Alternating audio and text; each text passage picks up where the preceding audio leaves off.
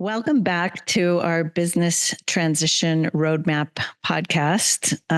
Amazingly enough, we are celebrating our 50th anniversary, and this is such a special podcast for us. I can't even imagine or believe that we've got 50 under our belt so far. So we thought we would do something extra special and just talk about our core values. What are our core values that we actually live? And, whether it's our team or whether it's our clients or whether it's the community, however we look at that, we actually live these values.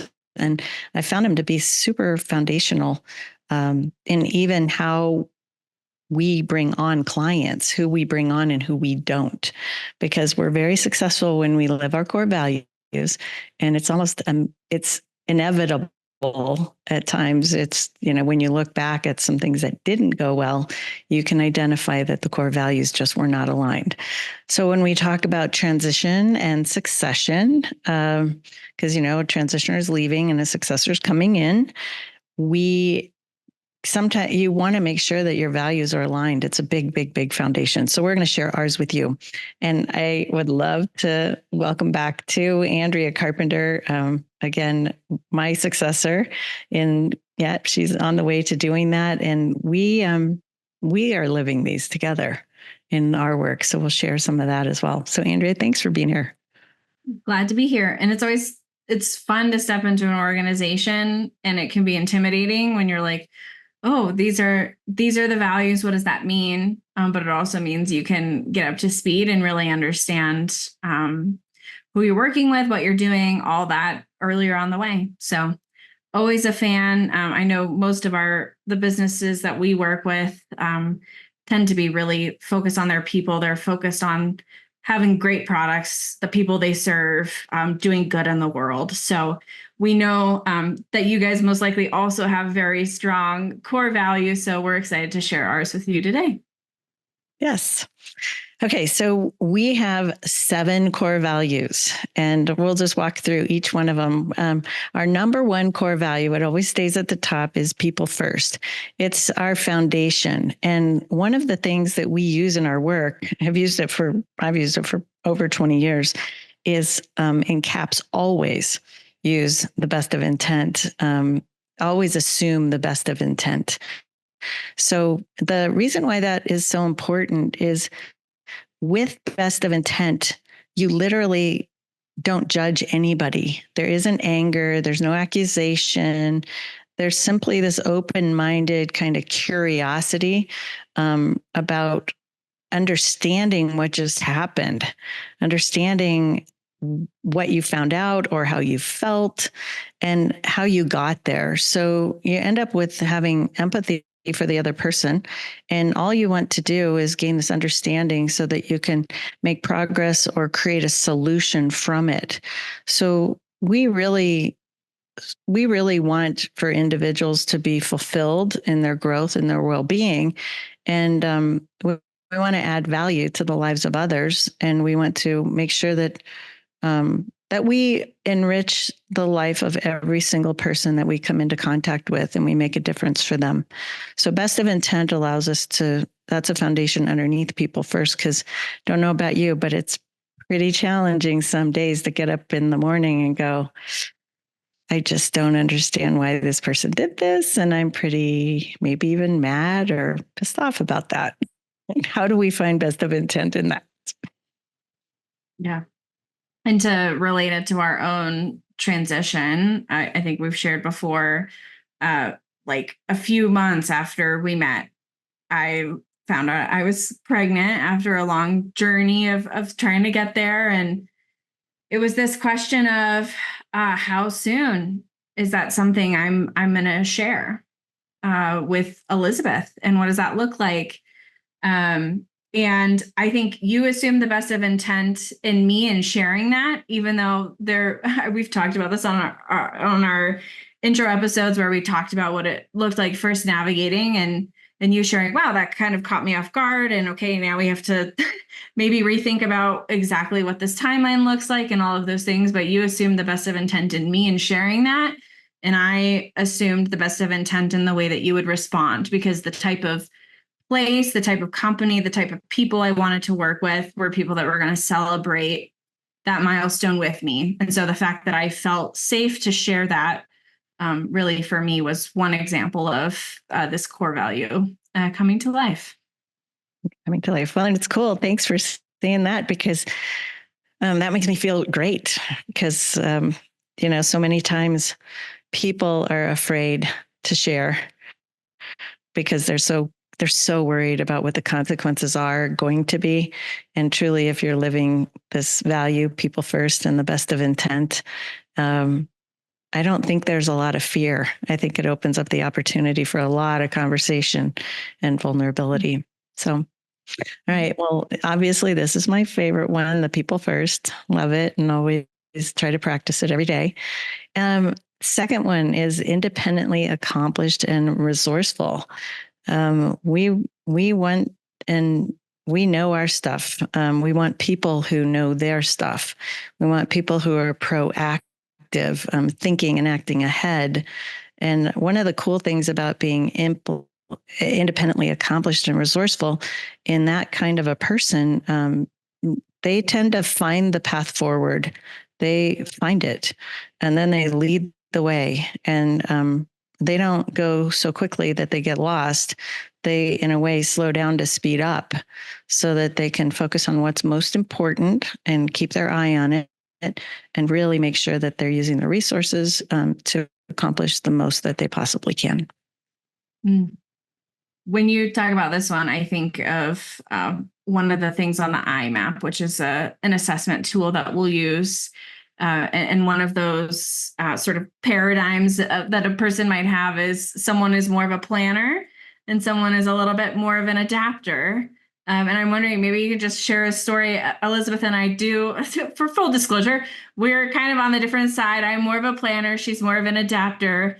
And so the way that we can each bring those unique skills into a situation to prototype new things, but also make sure we're executing in a way that's delivering high value. I don't know if you have any stories to share about how people with different skills and all of those things can really show up in a value of bringing their own strengths to the table. Yeah. So this IMAP is a tool that I've used for probably at least 25 years, was introduced to it a long, long time ago. And I actually had the opportunity to buy it about probably 9 years ago or so. And it's really wonderful. It was built in the 70s, and it's statistically normed. A part of our bigger program that's called the Pathfinder. So this is like a little subset of that. And we always have what are called natural points of conflict. Sometimes they ride within ourselves. So one day I'll want something, and another day I like something else. And it has to do with how I operate. And I want to make sure that I am able to fulfill myself. And so I have to fulfill both sides. So that's an example of the idea of a natural point of conflict internally. Then we have natural points of conflict externally. So let's say, so I'm like a 90 adapter and Andrea is a high planner. Knowing that about each other is the first key, because if I know that about Andrea, then I can put people first. And then I can say, Andrea needs a plan. Do I need a plan? 90 adapter? No, I don't need a plan. But does she need a plan? Yes. And will her planning help me? Can I appreciate that? Because if I appreciate it, we work really well together, even though she could drive me crazy with all of her planning. But on the flip side, if I can appreciate that, then it's an asset to us as a group. It's an asset to us as partners or as teammates. So there are a lot of tools out there that you can use. Ours we love because it's a multi-construct tool, and you can see it in somebody who's creative or somebody who's more of a process and system person. You can see a natural point of conflict in somebody who is a realist living in today, or a futurist who's living in tomorrow. And entrepreneurs tend to live in tomorrow, amazingly enough. Same. There are all different kinds of aspects in this in this tool, but that's hopefully the example you wanted. And we want to value our differences and use them as a team instead of not valuing them, expecting other people to be like us, and then judging and actually creating our own issues because of our judgments. Yeah. And I think just to close the loop on that, you said you can value my planner because I can take your high adapter and put some structure around it, and we can, in the long term, maybe move a little bit faster because structure's there, groundwork's there. On the flip side, a couple of weeks ago, Elizabeth and I was freaking out a little bit. I'm like, we're not hitting the numbers. We're not where we're supposed to be. It's not going exactly to plan. And her adapter like really calmed me down and was like, hey, like, we're just going to go for it. Like, these are the things we're going to explore. And so that those two things together, just to close the loop on that core value, independently accomplished and resourceful, made us a great team on that project. So. Yeah. Thanks. Okay, so moving along, the third one is gracefully nimble. This one, when we developed these 4 or 5 years ago, we need to be nimble. We need to be able to move. I mean, especially with the kind of work that we do. So we thought of, having the tenacity to stay the course and shift along the way. Now that one is for our clients too, because we need to help them to be able to stay the course on this transition work because it's important, but also shift along the way when they run into a roadblock. And we like the thought in the gracefully nimble of being creatively and with good energy, being able to find the way forward. So we explore different ways and better ways to do things and to be who we are as people and just to be the best that we can be. So gracefully nimble is an important one for us, clients, and other people that we deal with. Yeah. I was so inspired recently by one of our clients sharing the story of the transition up to this point, current day, and how the potential successor had a medical emergency and like weren't even sure that person was ever going to be able to continue in the business, and what that journey looked like and all the things that had to be adjusted because of that. But they're in an amazing place now to like see them at this next stage of their journey. Definitely that value of gracefully nimble to respond to things that we can't predict or we can't put on timelines. And that's why we always say it's such a gift to give yourself more time planning up front, because then you're able to respond more gracefully with less time pressure when things maybe don't always go according to plan. Which, do they ever go exactly according to plan? That's a no. That's a no. No, they don't go according to plan, and we don't always get everything we want either. Which goes into positively playful, which is our fourth one. Lightness, it helps with work and life. When things get tough and we come together, we can use smiles and laughter to open up possibilities that we wouldn't see. Just the way our brains work, we're much more effective when we're a little bit lighter, and we are able to use our thinking brain instead of our reactive brain. When we're not positively playful and we're so anxious about things, we get tough on ourselves, and we also get tough on other people around us. So positively playful is our fourth item. And we just love the positive solutions that come when we start laughing and smiling together. So I don't know, Andrea, if you have something else to add to that, but that one's pretty straightforward. Yeah, no, I think it ties nicely into curiously engaged, which is the next one. So let's run through that one and then I'll reflect on those two together. Okay, good. So curiously engaged. If you're curiously engaged, you're a natural learner. You're also a natural teacher and mentor and creator. I think a curiously engaged person just naturally challenges the status quo of what is going on. And it helps you to have a greater future for yourself and also for those that you serve. So we like the idea of curiously engaged and exploring possibility. And that does go into our client work as well.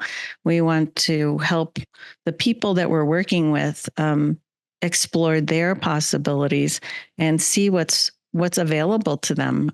Sometimes we don't see it when we don't have outside help. Mm-hmm.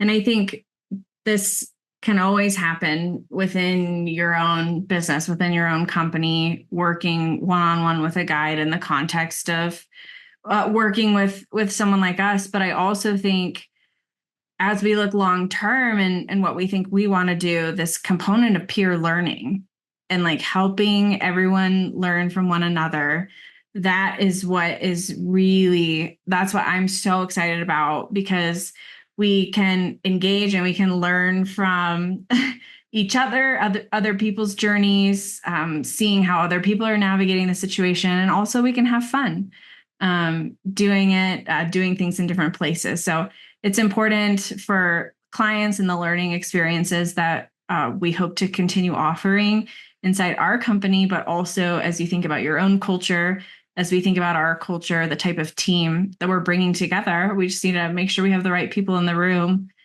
to do that. So these two for me are fun and an extension of people first, right? Because we're looking for people that want to engage and have fun working in this way. Absolutely. Okay, so we have two left. The next one, our sixth one, is quality achievers. And basically quality achievers says we commit to making it happen. Even though sometimes we don't know the future and we're trying to get over some hurdles and we're trying to be gracefully nimble and all of those different things, we commit to making it happen. And we take pride in our work and our interactions and our deliverables that for the people that we serve. And bottom line is people can count on us, which I think is amazing, right? If it's so hard when you can't count on somebody or a company to come through. So I like that one a lot. And also to tie back into people first, though, like navigating as things come up, things happen. As I think about our team and the type of culture that we're building, maybe you're a transition guide and your onboarding didn't go as fast as you wanted because there were life circumstances that threw things off, or we lost power and this thing didn't quite get done, and we hold ourselves accountable and we got things done, but also we have grace for one another, and we know that we're all people first, I think is super important. But to know that things are going to get done and they're going to be done well to a certain standard is I love that as an achiever. Yes. And the other thing that I say it probably, I don't even know how many times a day with clients and other people, but people don't live up to your expectations. They live up to their commitments. And when we were building the quality achievers, that's why we use the word commit. Because if you commit to doing something, you're highly likely to making it happen, whether you're the transitioner or the successor. And if you do not commit to it, then the likelihood of it coming to fruition is lower. And I personally, if you don't have a strategy, have something to commit to that you believe you can achieve, that you really say, I can do this, then I think you're at risk. So then somebody's expectations are not going to be met. And I think that that's how relationships fall apart. That's how things start going downhill instead of up. Mm-hmm. So anyway, the quality achievers is really important, and the commitment from each individual to making it happen. Okay, then last here is genuinely transparent. Gosh, I feel like we're doing this in this podcast. And so hopefully, again, we're living this value out. Genuinely transparent. We honor being human, and we give up the idea of being perfect to just be authentic. That allows us to be vulnerable, transparent, and real. when you go through one of these transitions, or when we do our work, it's a partnership. You're trying to work with other people sometimes that you don't know. They live in different homes and they have different values, and you're trying to figure it out. And it's hard. We think we'd love to be perfect, but we're not. So I like the idea of being authentic and transparent and real. That is awesome. So just honor being human. Yeah. People first. Mm-hmm. Yeah. That's right. So in celebration of our 50th anniversary, those are our 7 values, our 7 core values, and hoping that you have your core values, and if you have them, take a look at them. And go look at them and see if you're living them and how they're playing out in your life and in your world.